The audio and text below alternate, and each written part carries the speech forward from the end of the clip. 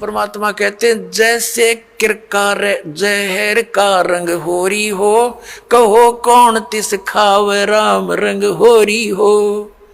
यानी भगवान के रंग में हम इसे रंग जाएंगे और फिर होरी होरी माने खुशी खुशी होगी हमारे घर में। इस प्रकार हम इन बुराइयों से बचेंगे और फिर सपने में भी नहीं कर सकते। सत्कर मान लियो पुण्यात्मा, आपके आसपास भी कोई किसी का धन पड़ा होगा विष दिखाई देगा और कोशिश करोगे उसको उठा करके भाई किसका है कहाँ पर है, आप या उठाओगे ही नहीं।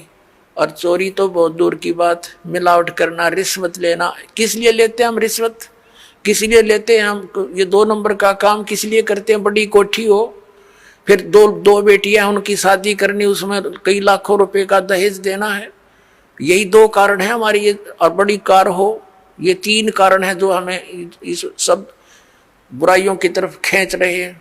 तो हमने अपने बुद्धिमत्ता के साथ और तत्व ज्ञान के आधार से इनको बिल्कुल कम करना है। अब लड़कियों को कैर बना रखा हमने, 2 बेटी होगी सारा कुनबा रोने लग जाता है, क्या होगा, क्यों, क्योंकि उनके ब्याह पर खर्चा गणा करने लगे हम। ये समाज में बकवाद भर दी इन पिक्चरों ने। तो अब हमने इसको खत्म कर देना है। बेटी का ब्याह करना है सिंपल वे से करो।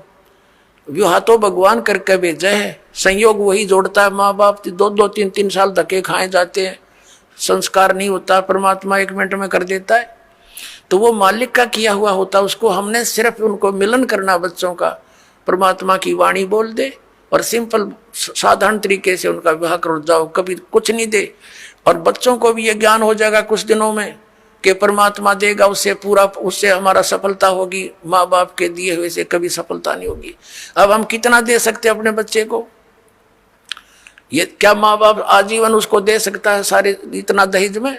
नहीं दे सकता। बच्चा अपना करे और खाओ, भगवान पर आश्रित रहे, फिर भगवान देगा तब सफलता होगी। तो ये बकवाद हमने घर करी देखम देखा, अब इसको त्यागेंगे कति, सिंपल मकान बनावाएंगे।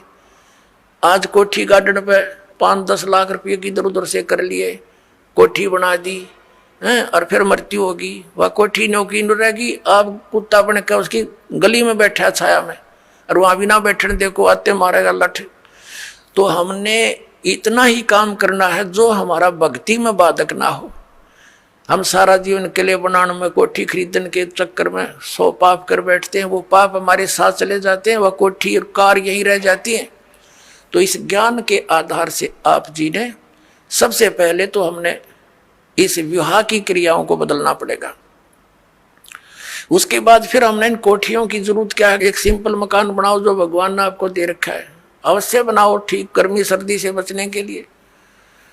और समय की वर्तमान की जो आवश्यकताएं हैं, आपको कार भी चाहिए, मान ले स्पीड अच्छी होगी जमाने की, मोटरसाइकिल चाहिए। आप विश्वास करना परमात्मा आपको वो भी देगा, लेकिन सदुपयोग के लिए उसमें परमात्मा की कैसेट ला के चले, उसके अंदर भगवान की टेप चलावे, मालिक की चर्चा करता जावे आवे, तो वो आपको सबको दे सकता है। मालिक के घर में किसी चीज की कमी नहीं, लेकिन दुरुपयोग ना हो। और हमेशा परमात्मा देगा, उसी में सफलता प्राप्त होती है। और भगवान तो इस मिट्टी का सोना बना के दे दे आपको, पता नहीं कहाँ कहाँ से बरकत कर देगा।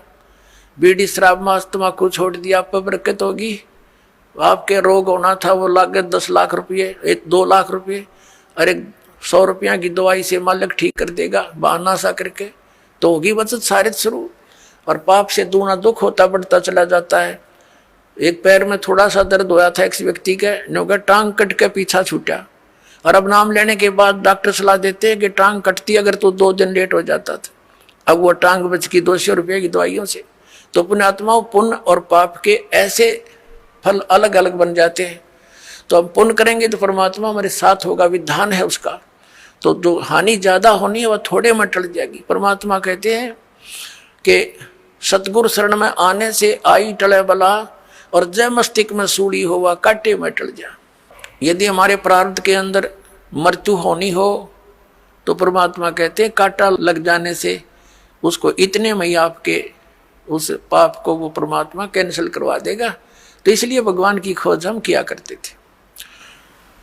तो पुण्यात्माओं, हमारे जो अध्यात्म गुरु थे वो तत्व ज्ञानहीन और हमारे सदग्रंथों से अपरिचित थे।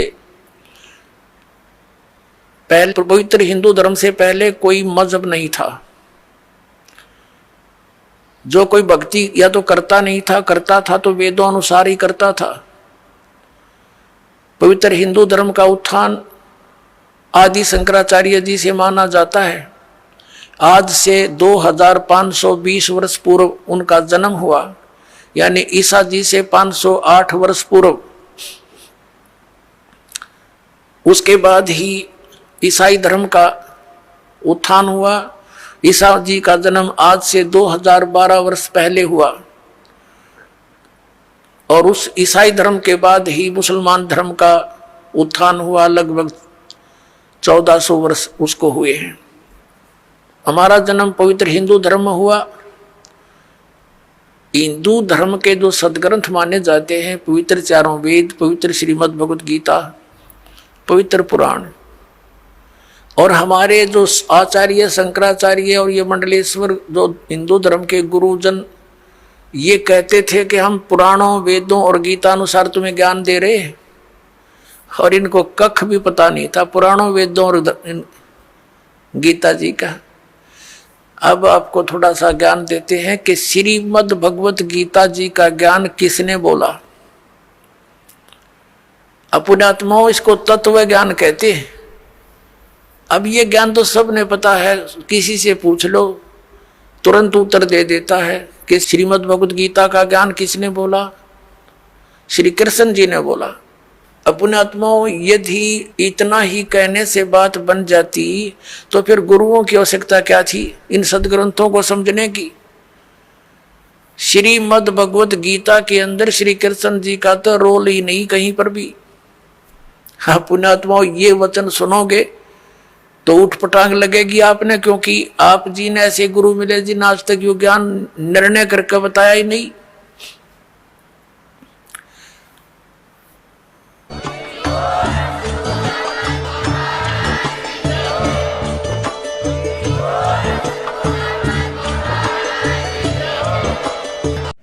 Thank you for watching video को लाइक, शेयर और चैनल को सब्सक्राइब करना ना भूलें। अधिक जानकारी के लिए दिए गए नंबरों पर संपर्क करें। सत साहिब।